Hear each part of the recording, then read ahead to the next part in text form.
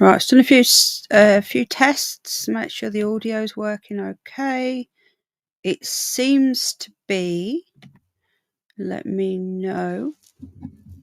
Just a quick one tonight. I've got to pop out soon, so.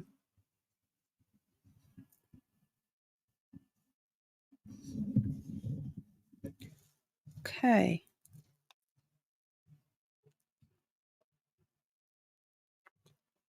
Didn't think I'd get time to do this, but I'm just going to jump on because I'm about to go out and take George. So just check the audio, make sure it's okay. So just check the audio, make sure it's okay.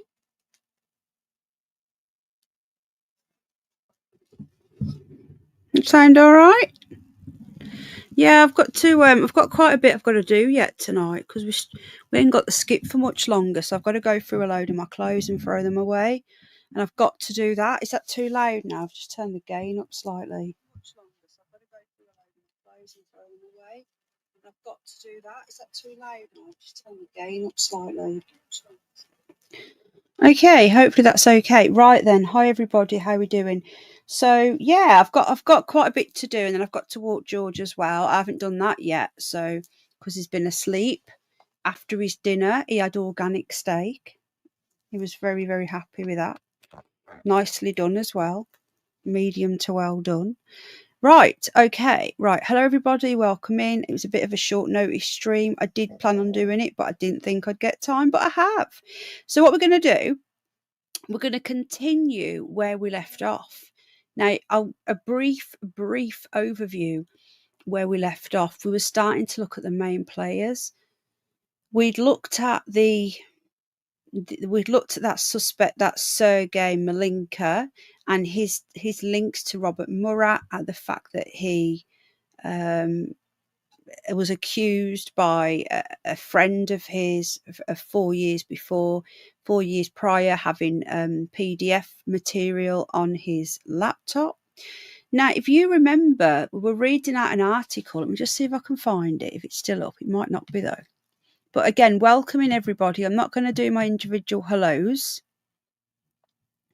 just because I want to crack on because I ain't got long. But I will say hello, welcome everybody, and thank you so much for being here. I really appreciate you. And thank you to our members as well.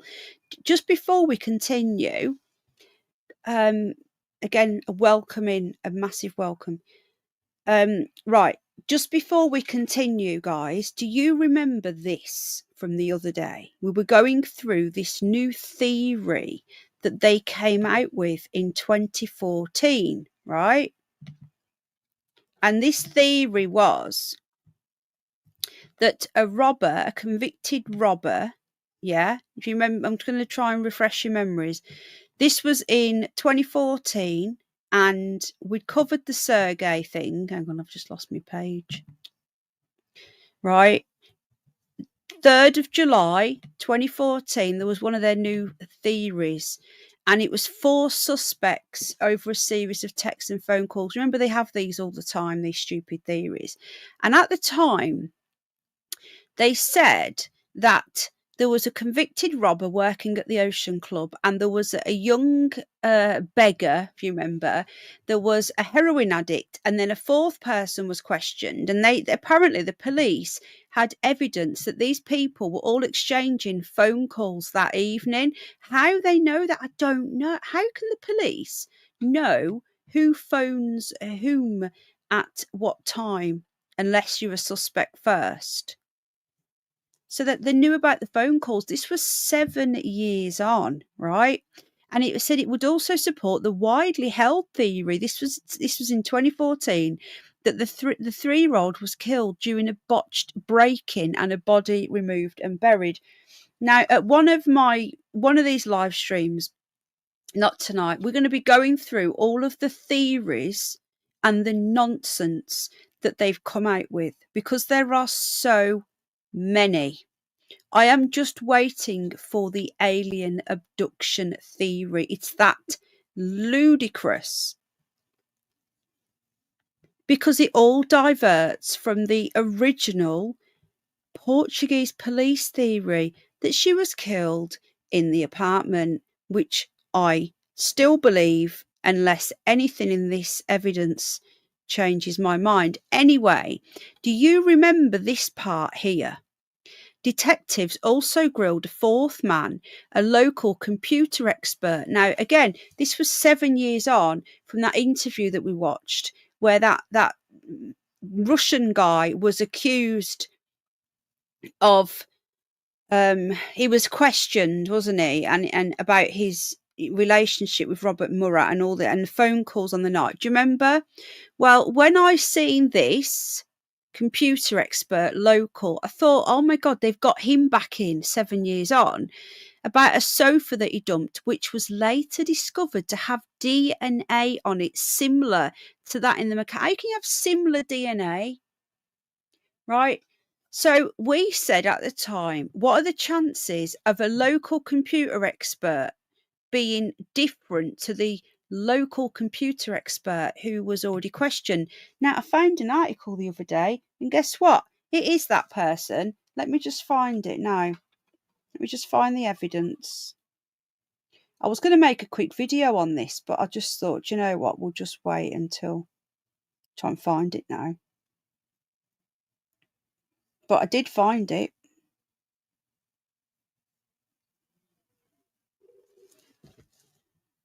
Right, just bear with me. I found the proof. It was in an article somewhere. Right. There's so much. There's every time I think I've seen it all, I then find something else. Right. I can't find it now, but I will find it. And I'll tell you what, I'll put the proof in a little video. All right. Because there's so much here to go through. So, but I'm just letting you know that that was that person. It was confirmed in a news article that it was him. But yeah, similar DNA. What's that about? So, Wendy, hi, darling. I did think that as well. And exactly. But I will say that I was watching a documentary recently, this last year, and in America, they've got far more advanced DNA than us now. And apparently, our DNA people in Birmingham in the UK who were doing the tests in 2007 are using really, really outdated software. And it's been proven that their DNA was just tosh. Okay. And this one in America, this lab, they can actually, there was a story last year about that, and it said that they could prove or disprove whether that was really Madeleine's in the boot of the car and in the apartment, and then it went silent. So clearly, in my opinion, it was hers. And then all of a sudden, our government, every time, you see, the thing is, other countries like Australia and America, for example, they're trying to get their heads around this. Like Peter Hyatt, they're trying to get their heads around it because it makes no sense. And it's there in front of you, the answer, but none of their stuff makes sense. And every single time they start to solve it, they go quiet because the British government are coming in my opinion. Anyway, we're going to move on, and we're going to carry on to where we left off the other day.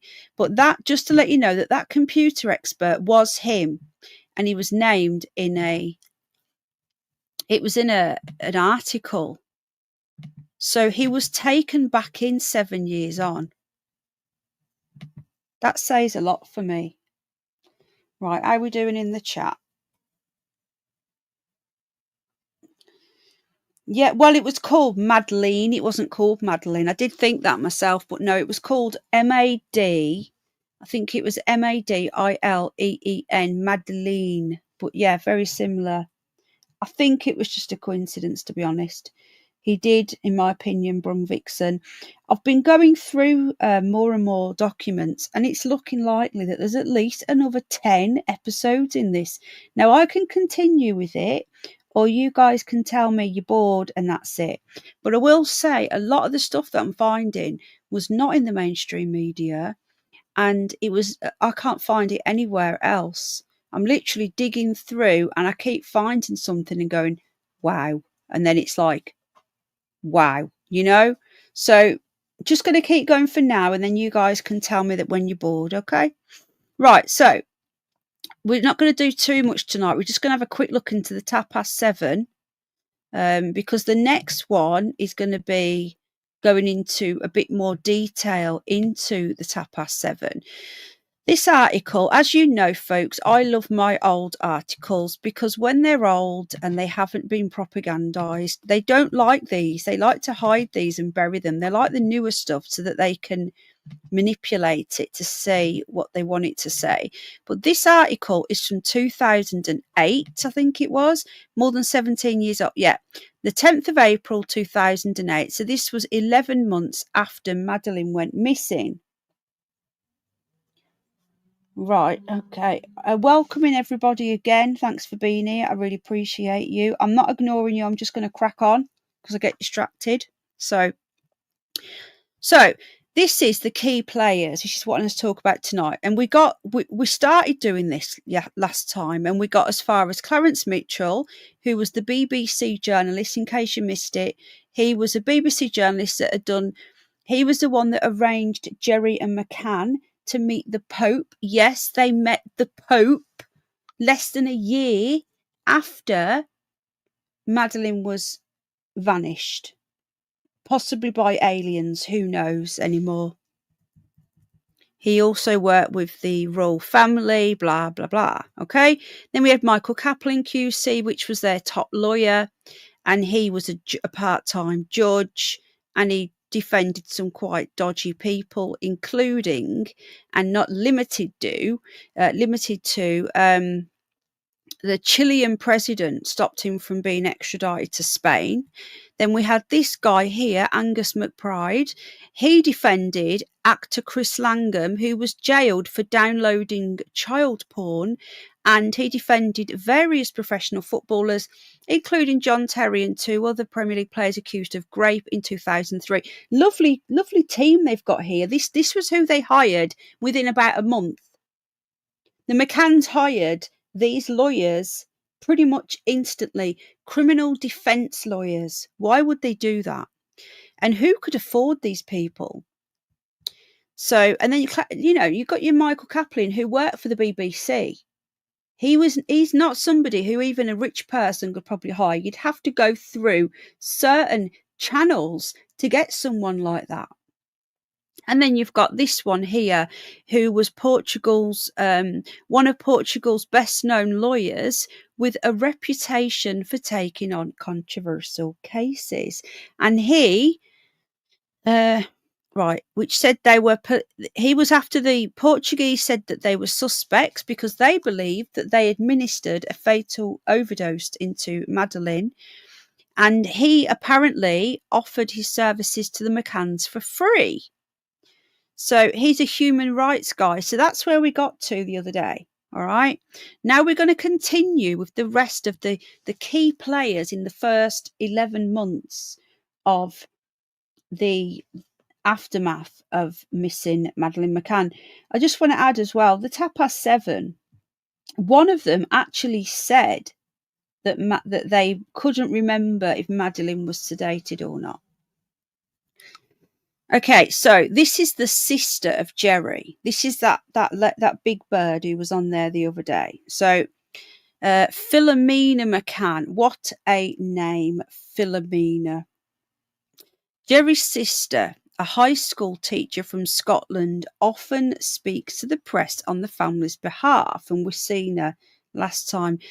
She has become well known for her fiery personality and colourful Glaswegian vocabulary, but occasionally strays off message. She told Sky News that Portuguese police, who she has been critical of, had offered Kate a 2-year sentence in return for admitting accidental manslaughter. Jerry McCann was still being interviewed by police, and Philomena had got the story somewhat garbled. Yeah, she was an idiot, and she was staunchly defending the McCanns without knowing the full truth, or did she know the full truth? They did not offer Kate a plea bargain, so she basically lied, but they were exploring the possibility of an accidental death. Now, the next one, the next key player, listen to this one, folks, was a lady called Jill Renwick. Renwick, who has known the couple since they all worked together. Now, I don't think this is one of the Tapas Seven. I don't think anyway, but she's known the couple since they all worked together at a Glasgow hospital more than a decade ago. Played an integral role in alerting the media of Madeleine's disappearance early on. Now, listen to this, folks. Right? This says it all. Renwick spoke to Kate at 7 a.m. the morning after Madeleine had gone. So that was what? How many hours? Like, not even 9 hours later, she was on the phone to this woman. She described the anguish of the missing girl's mother as she pleaded for help. 9 hours later, would you ring your mate in high places about who can speak to the media for you? It goes on and it gets worse. Saying that they had been abandoned by searchers. No. Do you know the parents didn't even search for Madeleine, just saying, after scouring the resort all night? Renwick mobilised the McCann's wider circle of friends. I bet she did. This led to phone calls to, and this is one of her friends in the high up places, GMTV, who was a TV show on in the mornings, probably the biggest one in the UK. The CID, Defence Secretary Des Brown, and Newsnight presenter Kirsty Walk, so the BBC. She also stopped John Brown, brother of the Prime Minister, who was Gordon Brown, who I think he'd just come in, hadn't he, or he was just coming in, who lived on the same street as her, and asked him to bring it to the PM's attention. I'm going to read that bit again. This friend, who she rang 9 hours later, stopped. She contacted the CID, GMTV, the Defence Secretary, and then she just so happened to live on the same street as Gordon Brown's brother. And she stopped him in the street. You could not make this shit up, folks. Oh, Cooey, oh, hiya, how you doing? Morning. My friend's little girl's just been kidnapped in Portugal. Could you tell your brother, please? Pull the other one. So, I don't think we're even on to the Tapas Seven. The next one was someone called Callum McRae, the 18-year-old internet expert, runs the Find Madeleine website. Again, he was 18 in 2008. He runs the Find Madeleine website, which has attracted more than 400,000, again, this was in 2008, unique users, and helped to raise more than 1 million in donations for the campaign. The next one, Esther McVeigh. Now, she was a Conservative MP. Apparently, she was all over this. The former GMTV presenter and a Conservative parliamentary candidate, and she actually became an MP, that has known Kate McCann, since they did their A-levels together. So she did the A-levels with a Conservative MP, or she's about to be an MP. She is a trustee and spokeswoman for the Madeleine Fund. People said to me, the McCanns must know some high people in high up places. Little did I know until I read this article just how much they did. Are you okay, Catherine? Yeah. This is proof of who they know. Do you know how hard it was to find this article? You put McCann's in and all they show you is the last week you know? And that's why I believe they keep the story going, because they can keep overriding stuff. And then all the nonsense is gone from the background, you know? Right, hit the like, guys, if you enjoy the content. Dislike if you don't. Won't be offended. Thanks for being here, everyone. I really appreciate you guys. And again, let me know if you want me to stop on this, because I will, and I'll carry on to other things. Now, Father Haynes Hubbard, the Anglican priest at the Church of Noza Senhor Daluz in Pral-de-Luz, and his wife Susan, who became close friends of the McCanns. Now, I heard rumours that she went to a Catholic priest. It was an Anglican priest, Father Haynes Hubbard, who became friends. I know, George, I'm going to take you out soon. All right. Now we're going to get on to the Tapas Seven. Okay. So that's just, it was right. No, yeah, I personally believe that Madeleine, this thing happened the night before. And I'll tell you why I think that. Because the night before, Kate has come out and said, and we're going to do a whole stream of just watching clips, by the way. There will be, probably the next one, we'll be watching clips and interviews. Now, she said that she slept the night before, she slept in Madeleine's room because her and Jerry had been arguing. She said it was because Jerry wasn't being loving enough. I believe that it was the night before that Madeleine was killed, and that's why Kate was arguing, because of what he'd done. And that's why she slept in the room where Madeleine was, where Madeleine would have been. Then the next night, it was all orchestrated, in my opinion. But I'll go deeper into that when I do the little documentary after all this, and my reasons for why I believe that. Lie down, Georgie. Have a little nap. He was having a little nap. Oh. Right, okay. So, now, Dr. Matthew Oldfield and his wife, Rachel. Now, these were the first of the Tapas Seven, who were the 7 people who were with the McCanns on holiday. Have known the McCanns since Matthew and Jerry McCann worked together in Leicester. They have a 2-year-old daughter, again 2008, so that was like 17 years ago. Yeah, I agree, Amethyst. This was all planned from the night before. Matthew was the last to check on the children, according to this, but did not actually see Madeleine about 30 minutes before the alarm was raised at 10 p.m. Now, apparently, he went to check his children, and if the story's to believe, what we're going to get more information on the next stream. Apparently, this dude noticed that the door to the unlocked door was open a couple of centimetres, but thought nothing, hi Julius, but thought nothing of it. Okay.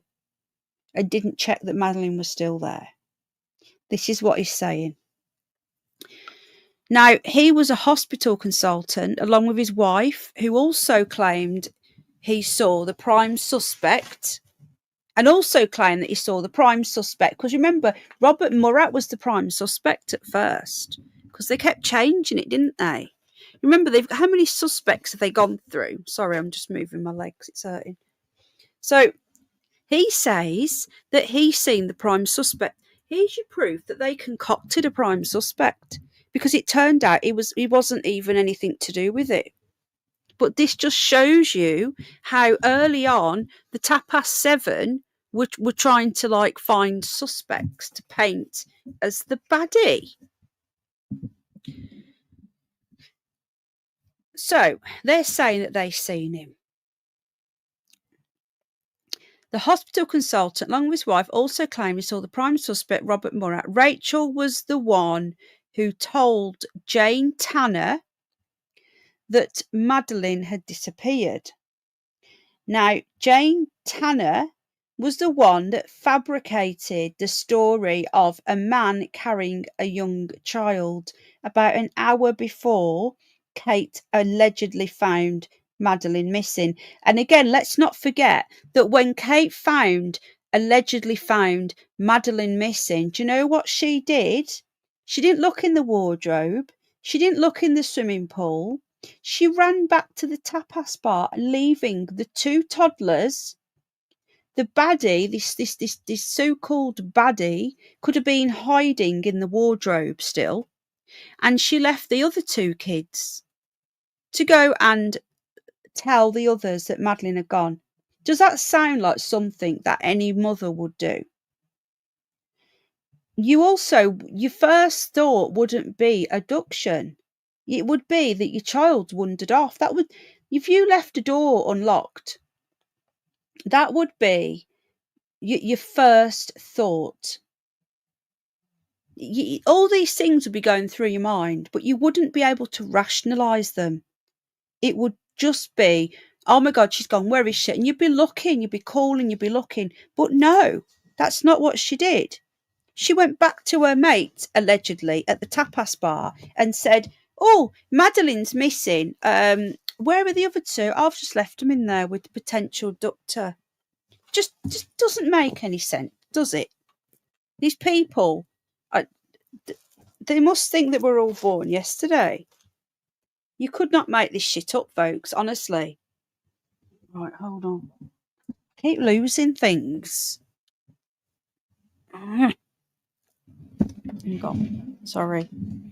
I'm piled up with clothes here. So I can't move because I was literally in the middle of something. Just bear with me one sec. I just need to call Al.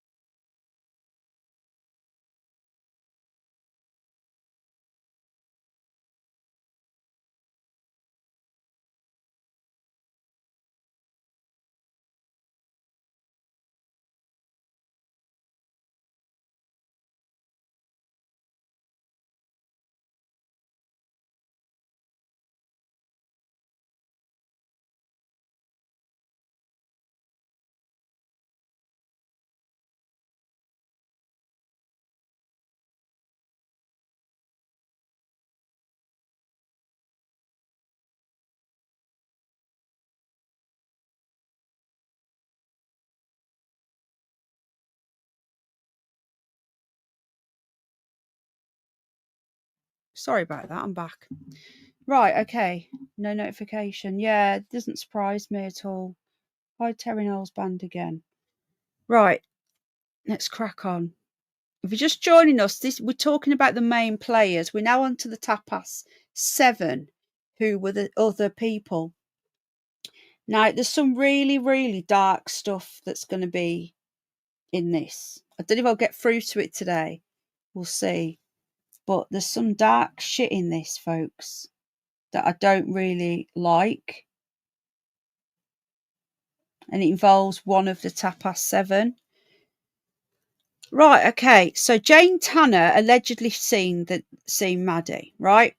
So these are the next ones. Now, Dr. Russell O'Brien, let me know if the audio is still okay, and his partner, Jane Tanner. The couple live in Exeter.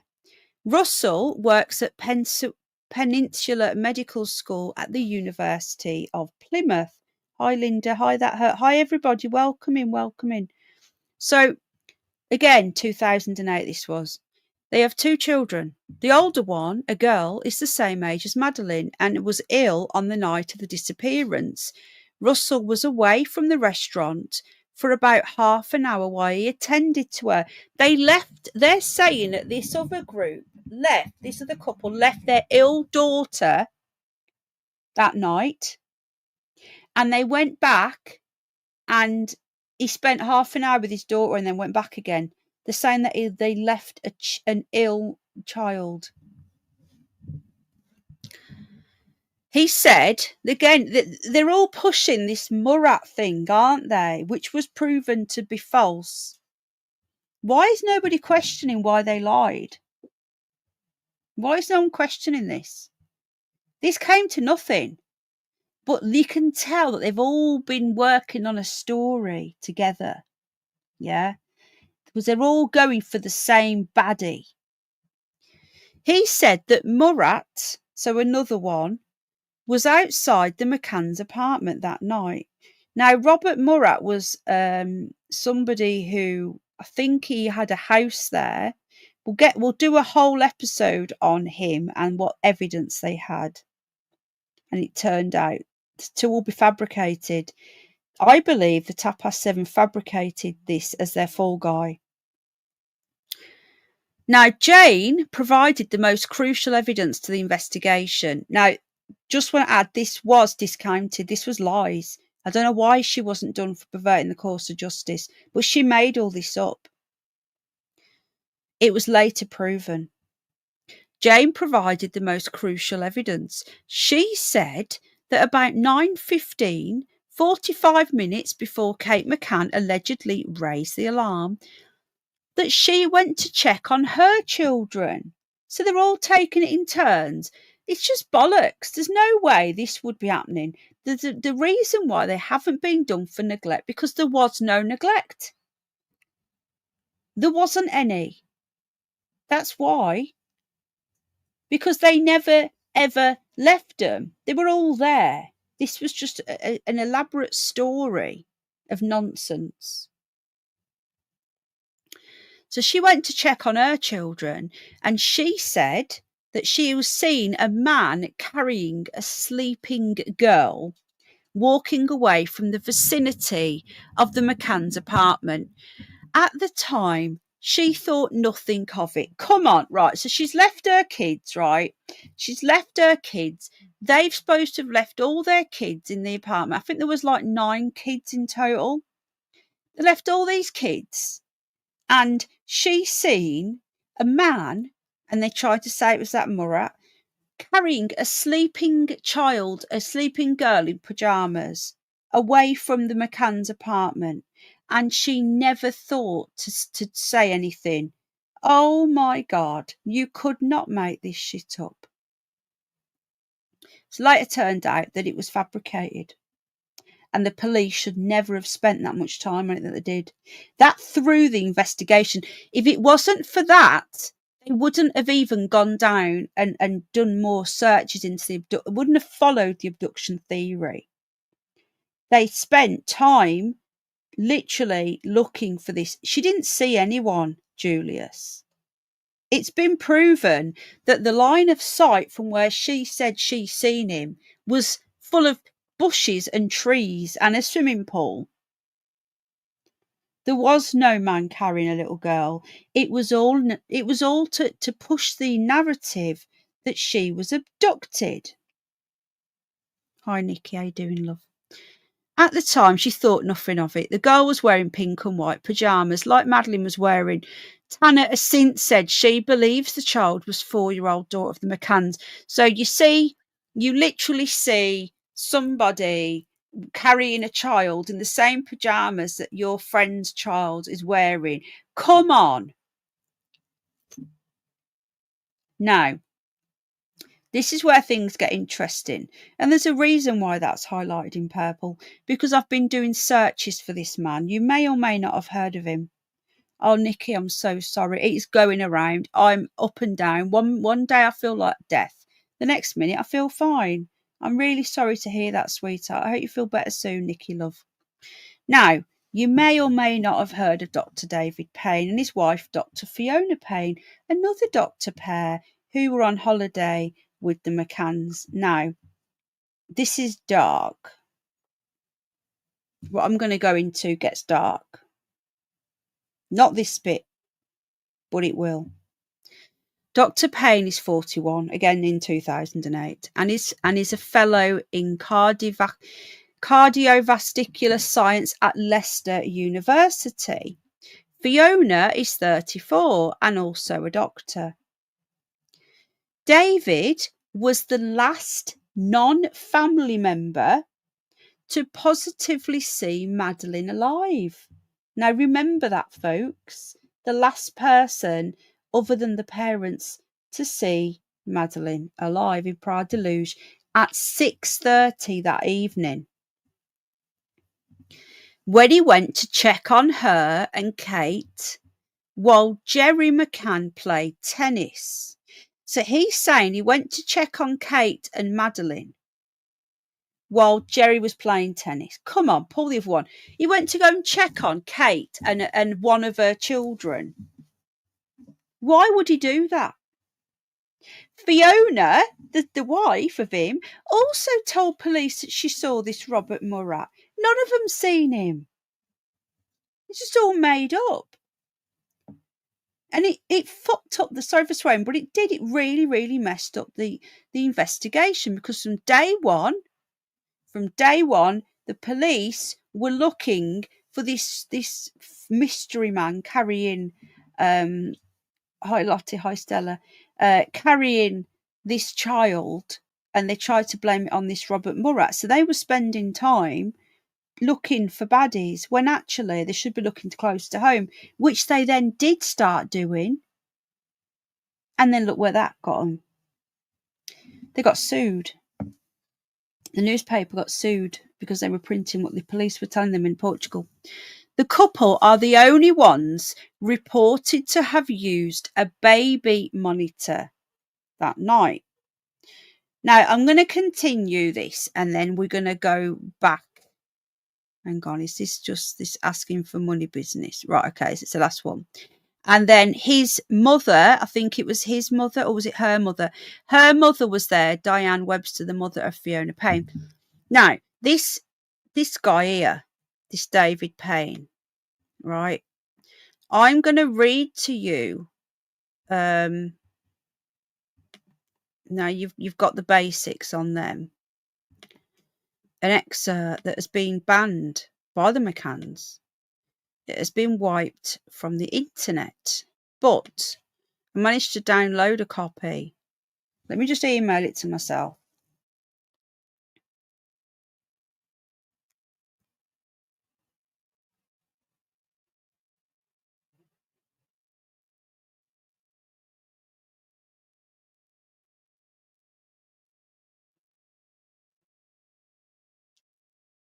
Bear with me.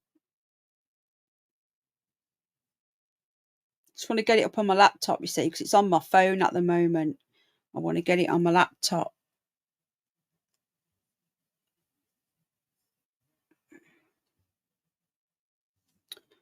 Right.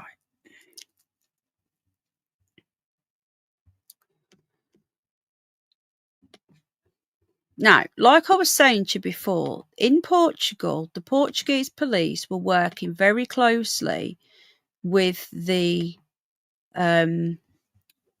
Portuguese media. It's totally different to here, right? So they actually like tell the press what's going on. They do it in America as well. It's only here where they don't do this. I don't know if you've noticed. Right, hang on. But over here, we're treated like 2-year-olds by the government and the media. Just waiting for this to come through, folks. So I think it was around the September 2007, a few months after Madeleine had gone missing or whatever had happened. Okay. Now, the son, the Portuguese son, the Sol, was getting their information from the Portuguese police. Now, this was just before Kate and Jerry were taken in for questioning as official suspects. Did you watch what? No. What's that nonsense? Right. Why isn't it coming up? Here we go. Right. So I'm making it as big as I can. I'm doing my best, but it's not great. I'll try and make it bigger this way. Hopefully you can, if you zoom in, if you're on your phone, you can zoom in, but I'm going to read this out to you, okay? Julius, I'm literally doing it in the order that I'm coming across it. I can't just stop and cover what different people say. Hi, Mucker. Is it Mucker or Mocker? Mocker. Right, okay. So this was from the 30th of June 2007, and this was a piece written in the Portuguese SOL. Now, this was subsequently sued by the McCanns and banned. And this was before this was before they were officially named as suspects. So, and somebody has uploaded this into a PDF, and I've managed to download it, but this is really hard. To get hold of the original in English is extremely difficult. But this was published, folks. This was published. And this is what the McCanns sued the Portuguese newspaper over. But it's on the internet, so I'm just reading what's in the public domain. It's in the internet, folks. So, 30th of June 2007 by Felicia Cabrita and Margarida Davin, okay? And it was called A Pact of Silence. Madeleine's parents and friends with whom they spent their holidays in Praia da Luz are suspects in the inquiry. Again, officially they weren't until the September, but this is what the police were telling. The Portuguese police were telling the Portuguese media this, all right? So they're repeating what they've been told. There are contradictory versions of the night of the kidnapping and an assumed pact of silence in the group. This is about the Tapas Seven. The beginning of June is flowing in a strange way in the Algarve. Remember, she went missing on the 3rd of May. This was a month later. A chilly wind and overhead clouds help to fill the auditorium of Lagos, where a solitary concert is being held for the missing English girl. It's been a month since Madeleine Mccann vanished without a trace. A few kilometres from Lagos in the Ocean Club Resort in Praia da Luz, the faint illumination further densifies the climate. At the reception which leads to the tapas restaurant, there is nobody. Getting inside is easy. Remember, it was just dead there. A Portuguese waiter, but with a British behaviour, strikes the first blow on the journalist's plan. So the journalist has gone in there. Okay. We only serve dinner to the club's clients. What about a drink? He says. It's 9:30 p.m. If we were to believe that several members of the McCann's holiday group, and after several mismatching versions at this time, that Madeleine was being carried out of her apartment by a dark-haired man who would be around 35 years old. From the same table where the group of 9 had dinner that evening, one tries in vain to observe the apartment's front. Let's not forget that Jerry said that it was the equivalent of sitting in your garden and your kids are in bed, that they could see the apartment, okay? So this journalist, who's getting all this stuff from the police as well, has gone in there to see how close it is. A ground floor apartment that faces the restaurant, a lino screen on the side of tapas, and the corridor of bushes that follows the limits of the apartment's backyard, prevents any vigilance on that level. So they couldn't see the apartment. That was a lie. The image of Madeleine, big blue questioning eyes and an innocent smile fixed on the photographic films, is always present. It doesn't leave the conversations of who passes by. One remembers the words that the mother, Kate Healy, I'm guessing that's her name before she married, is supposed to have said to a friend, and that the husband, Jerry, did not know. She's supposed to have said this to her friend: I had a bad premonition about my children when I found out the Ocean Club had no baby listening service. Now, we know that there was babysitting. The choice of Algarve as a holiday destination would come to change their lives. Everything was arranged with 3 other couples with whom they used to travel. Some of them had recently been to Greece with their children and the Mark Warner agency. Now, do you remember Mark Warner? They used to do the holidays. The same that prepared their trip to the Algarve. So Mark Warner their friends had a holiday in Greece, and they had a holiday there, both through Mark Warner Holidays, and had done their itinerary for the islands. According to their reports, the hotel where they stayed had a baby listening service, a service that is assured by 4 or 5 members of staff, so that she was lying, who would control the children while the adults dined by listening through doors and windows to confirm that everything is quiet inside. So they would just listen, they wouldn't even go in. So when they say, oh, I don't trust strangers with my kids, well, they weren't even going in, they were just listening, which is better than nothing, I suppose, though I still wouldn't leave my kids. At the tapas bar, the bartenders to staff from the kid club, criticism is whispered. Okay, so there's people talking about the McCanns. We have a creche where they left their children for most part of the day. Yeah, let's not forget they were leaving the kids all day in this creche. Let's remember that. The kids were being left. Hang on, I just need to do something.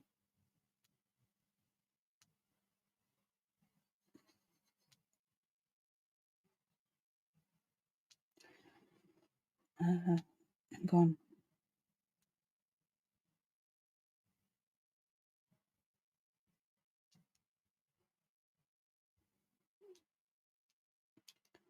Okay, sorry if you can't see this, but I'm reading it all out for you, okay? Now, this again, this was removed. McCann sued for this. Why would they sue for this? So they were already using the services in the day, all right? They spent most of the day where they could be until 11 p.m. So they could have left them. They were already in the creche. They could have left them until 11:30 without spending another euro. So these kids were already in the holiday club. All right. They could also have used our babysitters who stay with the children in their rooms until 1 p.m. In this case, they would have to pay an extra fee. I'm guessing they mean 1 a.m. But these people look like they could afford it, an employee comments, concluding that this was a very strange group that never stayed with their children. Okay. If you're joining us, this is what the journalist goes to speak to people in Praia da Luz about, and she's also having information coming from the Portuguese police. Now, the children's routine. The story of Madeleine looks like a tangled ball of wool. In the last days of April, Kate, Jerry, both 39, and doctors arrived with their friends in Praia da Luz. The weather is not very good, but the group makes the best of it. The children seem to exist outside of the adults' world. Interesting comment. It's as though the adults see the children as a commodity, as something that you have, but you don't spend time with. it's really difficult to try and put into words what I think she's portraying. When you have a family holiday, you spend time with the family. You love your kids, you love being around them. These people would get up every morning, take the kids to a creche, go and play tennis or whatever they do, go back and then put the kids to bed and then go out drinking and eating on the night. It's as though there is an emotional distance from the children, which I find really concerning here. I don't know about you guys, but it feels weird and off. The children seem to exist outside of the adults' world. I do think there probably are swingers, Amethyst, but I don't think there's any evidence for that. So, but probably, in my opinion, you're probably right. So in the morning, Kate would take Madeleine, almost 4, and the 2-year-old twins to the kids' club. The other couples in the group did the same. While the little ones entertained themselves with collages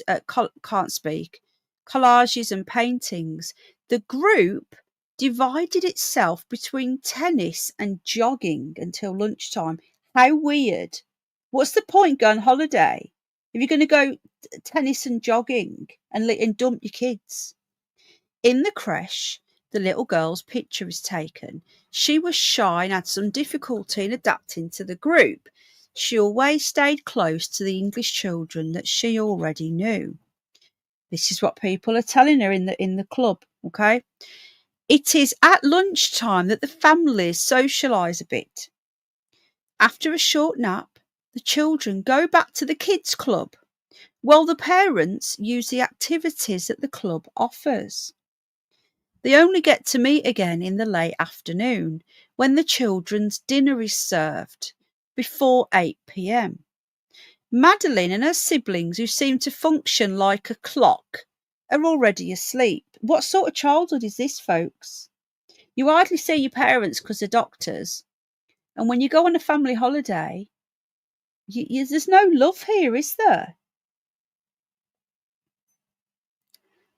Half an hour later, they were asleep by 8. Half an hour later,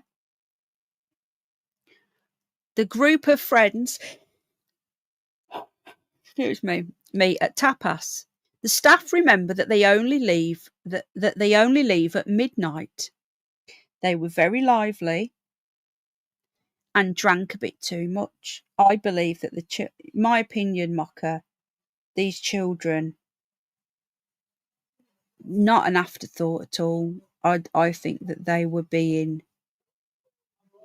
I don't know if I can say it, but I feel that they're being used for other things than being children, shall we say. It feels off, really off.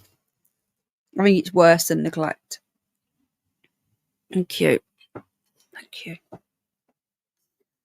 Thank you. Right.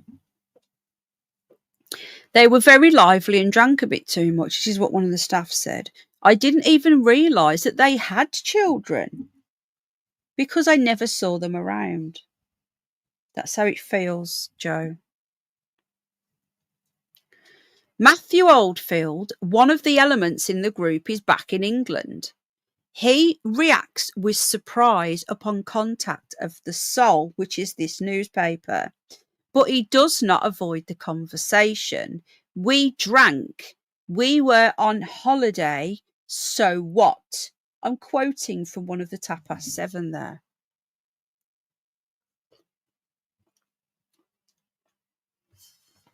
Well, I'm just putting my tea down. Hold on.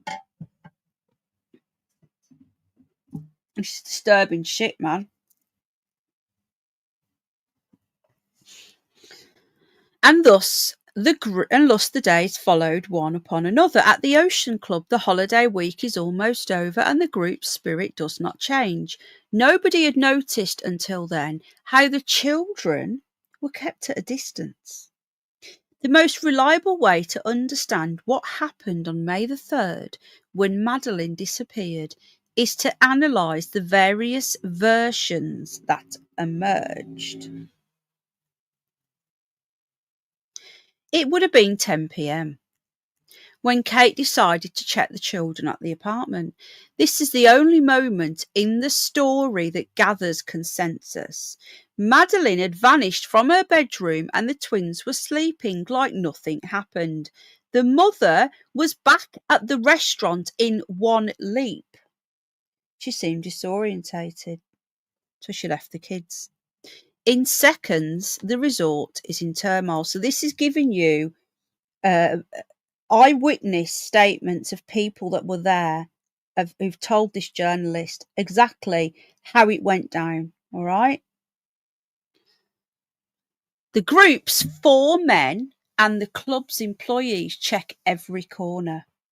They seem to be oblivious of the essential to call the authorities. GNR is the first to arrive at the scene. I don't know what GNR means. Anyone know? But the news only reached the Polícia Judiciária, the PJ, which is Portuguese police, more than 2 hours later. The first explanation arrives. So 2 hours the police didn't get called. Where were the parents when the child disappeared? Jerry explains that inspired in the scheme that some of the friends had used on their holidays in Greece. So they apparently, the people that were in Greece, and there's a lot more to that as well, which I'm going to have to wait till the next one because I've got to go in a minute and take George out, right? There was a Greek holiday a couple of years before, over a year or two before, and we're going to go deep into that on the next one because stuff allegedly happened on that holiday, which I won't get into now, but that's what I'm saying. This gets dark.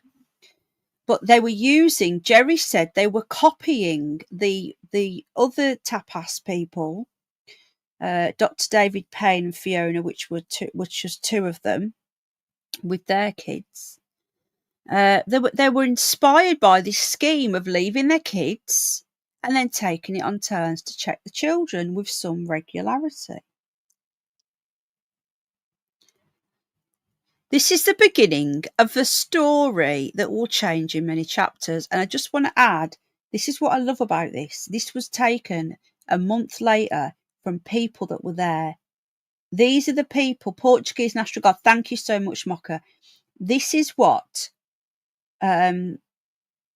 we need. You know, people that were there that witnessed it, not what they come out with now. So, beginning of the story that will change in many chapters. Jerry starts by saying that he first left the table to check on the children around 9:05. When he entered the apartment, the children looked fine. This is what the first story said. He just noticed that the door to their bedroom was partially open. He looked at the window, which was closed just as the shutters, and relaxed. So you find that the door that you left unlocked is partially open with your children allegedly left alone sleeping, and you don't check the kids. You just check. You didn't even check Madeleine was in her bed, right?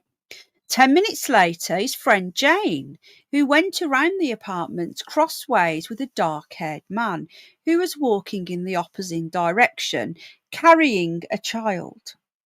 She didn't make any connections either. A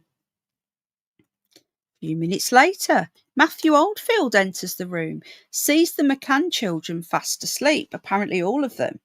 Nothing out of the ordinary. It is 10 p.m. that Maddie's mother discovers her daughter has disappeared. The window was wide open and the shutters were up.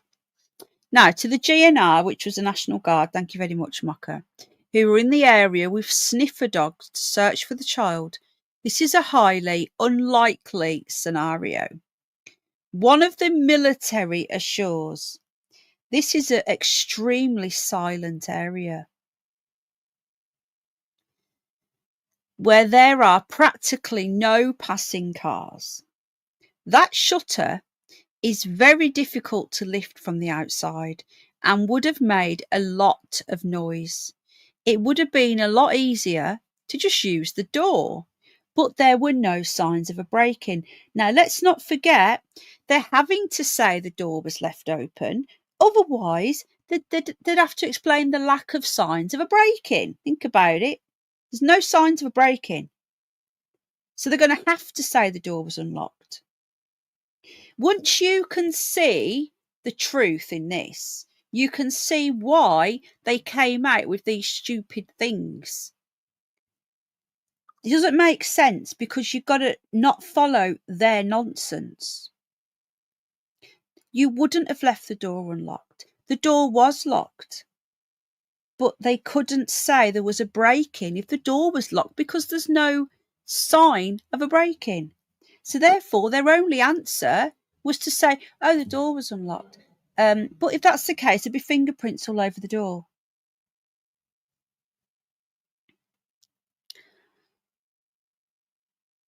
Right, so the National Guard are saying that that's unlikely, that these shutters were really loud and there was no sign of a break-in. This was just one of the reasons why the group became suspicious in the eyes of the investigators. Russell O'Brien, Jane Tanner's husband, is already back in England. He knows that he could be summoned back to Portugal for a deposition any time. Over the phone with Sol, this is this Portuguese newspaper, he tries to keep his British phlegm. It is normal that we are suspects, and the DNA test is a consequence thereof. We were the closest people involved. As if you would say that. The conversation always comes back to the same issue, the night of the disappearance. The account of that last dinner has disparate versions among the group's members. Some swear that someone left the table every half an hour to check on the kids.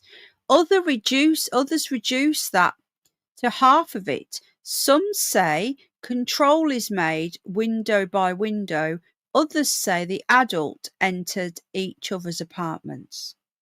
So some were saying they checked on their own kids. Some of them say they went through the window. Some of them say that they checked on all the kids. One of the employees that was on duty that evening does not remember a lot of movement. This is what I was talking about last week, folks. I only remember a tall, grey-haired man get up from the table once. It was Russell, who 2 days earlier had also attended dinner. They weren't getting up and checking.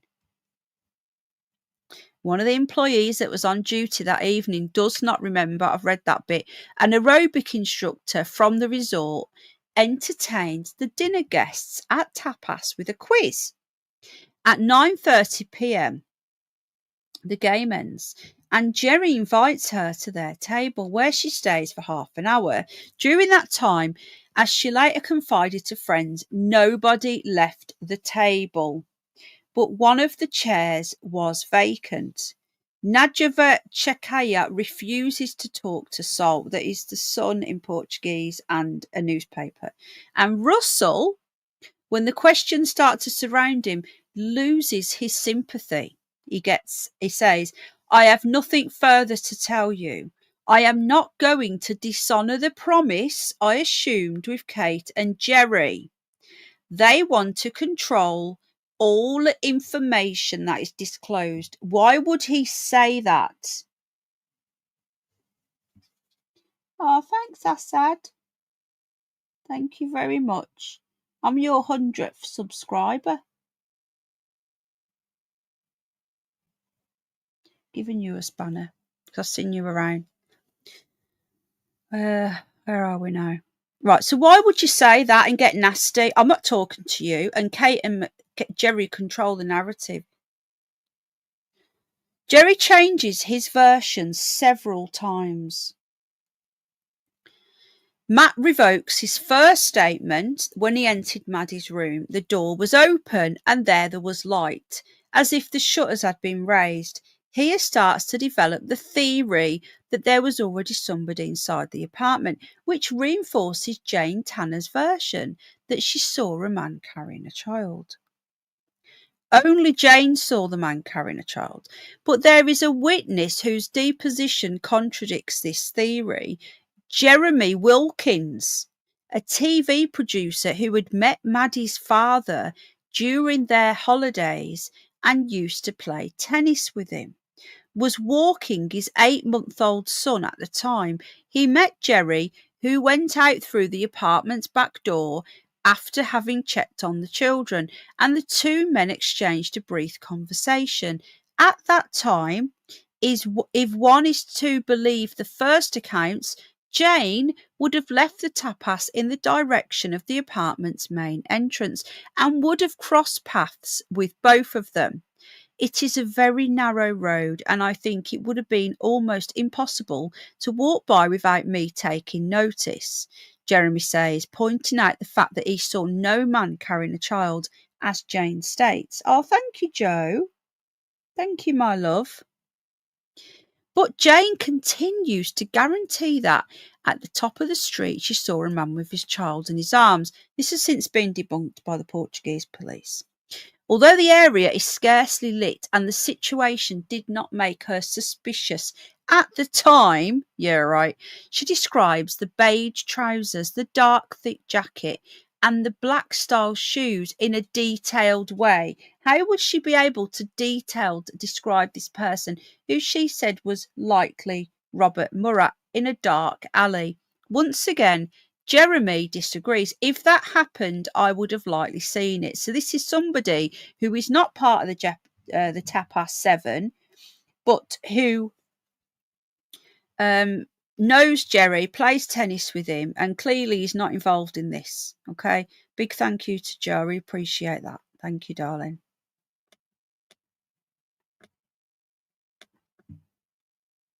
All right, let's get back into it now because I get distracted. I'm just going to drink some more of my tea. I've got a sore throat.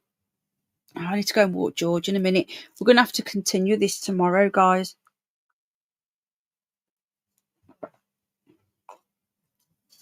It's 9:10.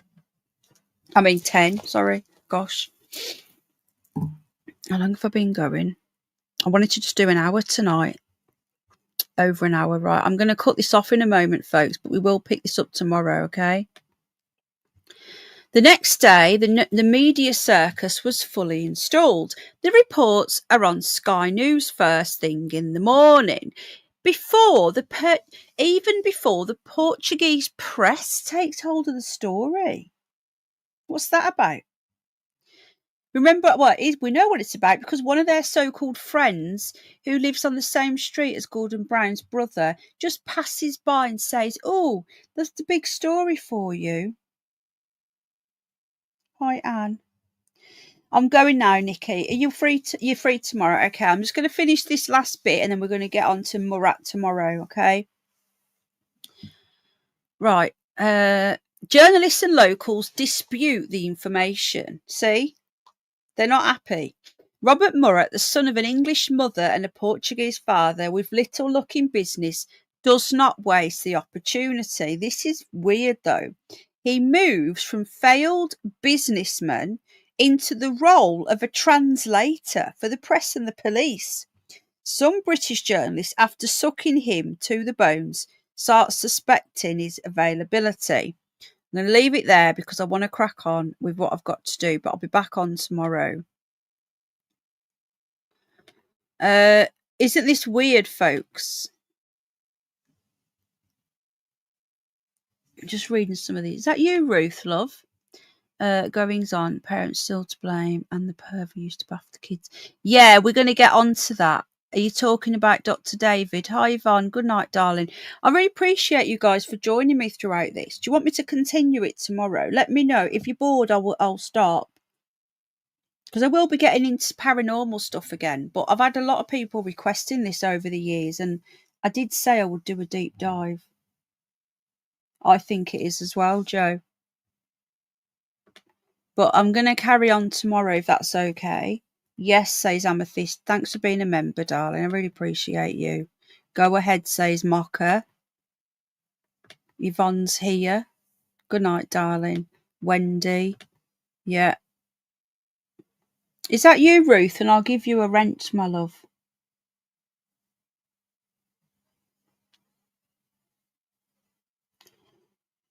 Right, okay, we'll continue it tomorrow because there's a lot to get through. I only wanted to do an hour tonight, but if people are enjoying this, because there's going to be stuff in here. Yeah, Madeleine was IVF. I don't know about the twins. Honestly, Nanny, I thank you, Avogadro. Oh, will do, Joe. Thanks, darling. Okay, Susan, will do. It's such bizarre. I know it's not, but I've got again. I didn't mean to be this late, but it's just I've got at the moment. I'm sorting stuff out. I've got a skip here, and it's going to be gone soon. And I've got to finish. I've done Jack's room. Now it's gutting all my clothes out and throwing a load of stuff away. So I'm piled up with clothes, and I can't go to bed until it's done. And I've got to walk George, and I don't want to be up all night. So apologies, guys, but I'll be back on tomorrow. We'll try and get 2 hours in, we'll see, but we'll at least get an hour in. We'll continue with this because things do get a bit of a darker turn. But we'll talk about that tomorrow. Right, guys, I'll see you all soon. I'll see you all tomorrow. Take care. Good night. God bless. And thanks for watching. Hit the like or the dislike. What's she saying, is it? Oh, it's not letting me show that comment, Gary. Is that you, Ruth? Good night, everyone. I'll see you soon. I'll see you tomorrow. Ta-ta. Bye.